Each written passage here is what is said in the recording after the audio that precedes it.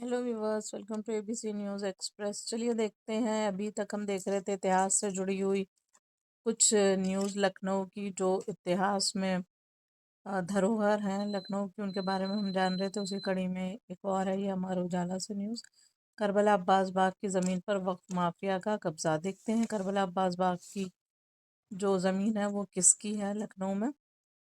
ठाकुरगंज स्थित करबला अब्बास बाग की करीब 10 बीघा वक्फ जमीन पर वक्फ माफिया का कब्जा बना हुआ है। मामला वक्फ न्यायाधिकरण में विचाराधीन है और संपत्ति पर यथास्थिति बनाए रखने का आदेश भी दिया गया है।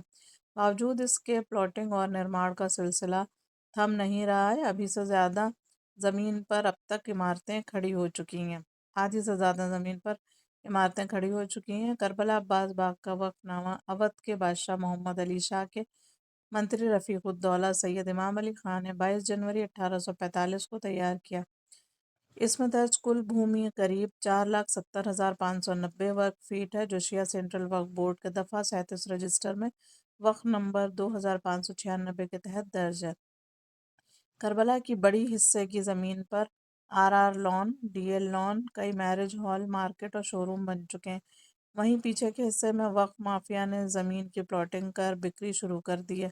करबला के प्रशासक मौलाना कल्बे जवाद नकवी के आंदोलन के बाद प्रशासन ने 12 दिसंबर 2022 को ज़मीन की पैमाइश और अवैध कब्जे की जांच के आदेश दिए थे। जांच के बावजूद कार्रवाई न होने पर मौलाना ने वक्फ न्यायाधिकरण में वाद दाखिल किया। न्यायाधिकरण ने संपत्ति पर यथास्थिति बनाए रखने का आदेश दिया, लेकिन अवैध निर्माण जारी है। बिना नक्शे के ये बनी इमारतें। मौलाना जवाद के मुताबिक पुलिस और प्रशासन ने लगातार शिकायत के बावजूद वक्फ माफिया के खिलाफ कार्रवाई नहीं हो रही है। एलडीए ने नक्शा पास किए बना बहुमंजिला इमारतें खड़ी की जा रही हैं, जबकि एलडीए और मुख्यमंत्री पोर्टल दोनों पर शिकायत की गई है। किराएदार बने मालिक। करबला के मुतवल्ली सारिम नकवी के अनुसार वर्ष 1955 में राजकुमार टंडन और राजेश टंडन को पीछे की ओर 3 बीघा ज़मीन किराए पर दी गई थी। बाद में 1978 में इन्हें चमड़ा फैक्ट्री लगाने के लिए 2 बीघा और 35,000 वर्ग फीट ज़मीन किराए पर दी गई। नकवी के मुताबिक राम कुमार के बेटे रचित टंडन अब उसी ज़मीन पर अवैध रूप से प्लॉटिंग कर रहे हैं। इसके अलावा कल्लू नामक व्यक्ति को दी गई 2 बीघा ज़मीन पर अब उसके वारिस कब्जा जमाए हुए हैं।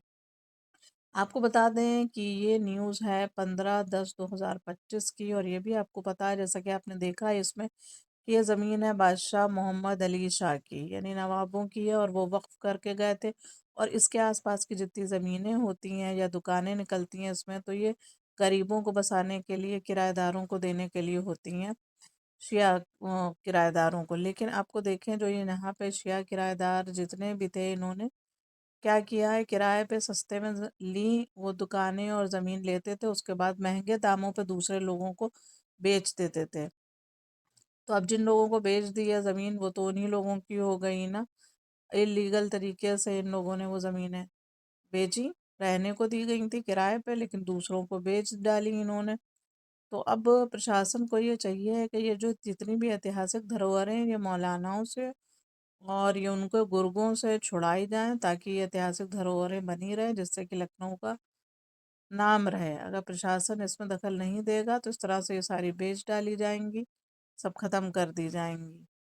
और मेरी ये प्रशासन से ये रिक्वेस्ट है कि वो सरकार अपने हाथ में जितनी भी ऐतिहासिक धरोहरें जो नवाबों की, बादशाहों की बनाई हुई हैं, वो सब सरकार अपने कब्जे में ले और उनको उनकी देख रेख करे, ताकि वो बच सकें, लखनऊ की शान बच सके। वरना ये इस तरह से तो सब बर्बाद कर दिया जाएगा। सब बेचे डाल रहे हैं मौलाना और सब लोग मिलके, और दूसरों दूसरों का नाम लगा रहे हैं।